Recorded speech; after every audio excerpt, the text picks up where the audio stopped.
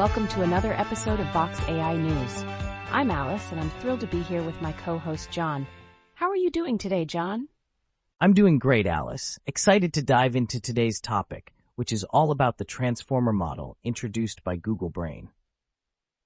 It's a game changer in the world of AI, especially for tasks like machine translation. Absolutely. The transformer model has revolutionized how we approach sequence transduction tasks. Can you give us a brief overview of what the transformer is? Sure.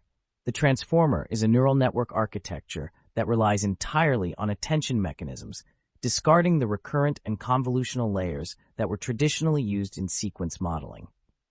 This allows for greater parallelization and efficiency. That's fascinating.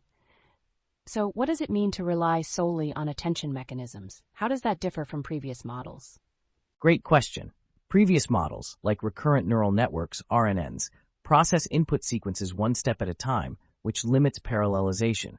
In contrast, the transformer uses self-attention to relate all positions in the input simultaneously, making it much faster. And what are the implications of this for training time and efficiency? The transformer can be trained significantly faster than RNNs.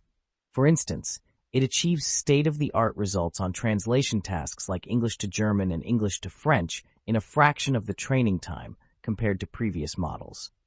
I see.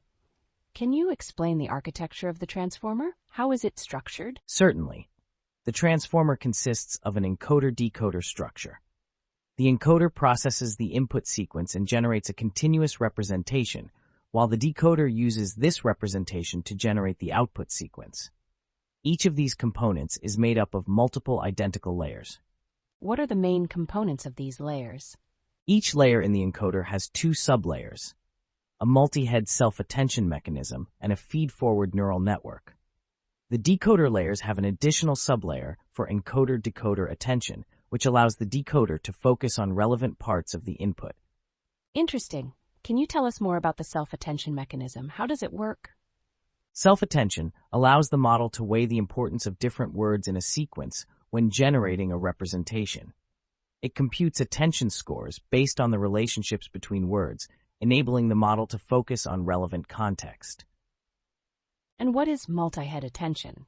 How does it enhance the model's capabilities? Multi-head attention involves running multiple self-attention mechanisms in parallel.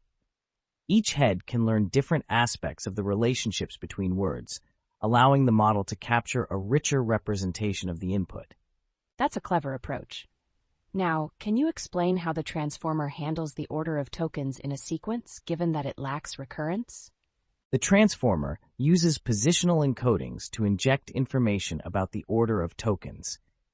These encodings are added to the input embeddings, allowing the model to understand the relative positions of the tokens. What kind of positional encoding does the transformer use? The authors of the paper used sine and cosine functions of different frequencies to create the positional encodings.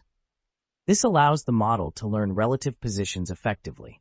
How does the transformer compare to RNNs in terms of learning long-range dependencies? The transformer excels at learning long-range dependencies because self-attention connects all positions directly, reducing the path length for information flow. In RNNs, long sequences can lead to vanishing gradients, making it hard to learn such dependencies. That sounds like a significant advantage.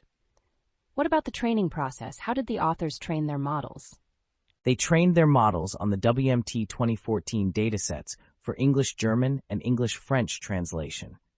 They used byte pair encoding for tokenization and employed a batch size that contained approximately equal source and target tokens. What kind of hardware did they use for training? The models were trained on 8 NVIDIA P100 GPUs, which allowed them to achieve remarkable training times, just 12 hours for the base model and 3.5 days for the larger model. That's impressive. What optimizer did they use during training? They utilized the Atom optimizer, adjusting the learning rate dynamically based on the training steps. This adaptive approach helps improve convergence during training. What regularization techniques were employed to prevent overfitting? They applied dropout to the outputs of each sublayer and used label smoothing during training. This helps the model generalize better by avoiding overconfidence in its predictions. Can you tell us about the results they achieved with the transformer?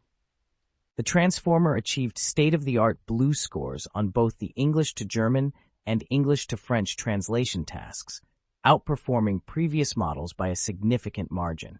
What were the BLEU scores they reported?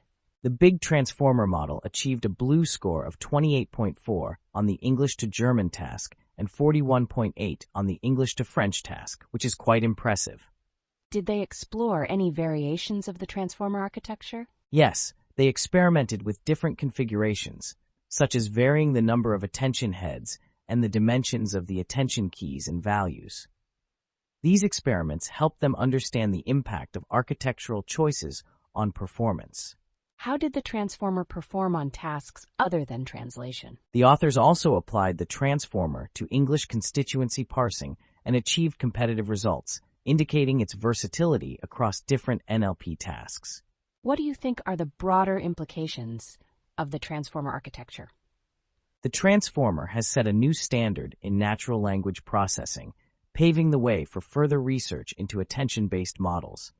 Its efficiency and performance open doors for applications in other modalities, such as images and audio. It's exciting to think about the future of AI with models like the transformer. Any final thoughts on today's discussion? I think we've covered a lot.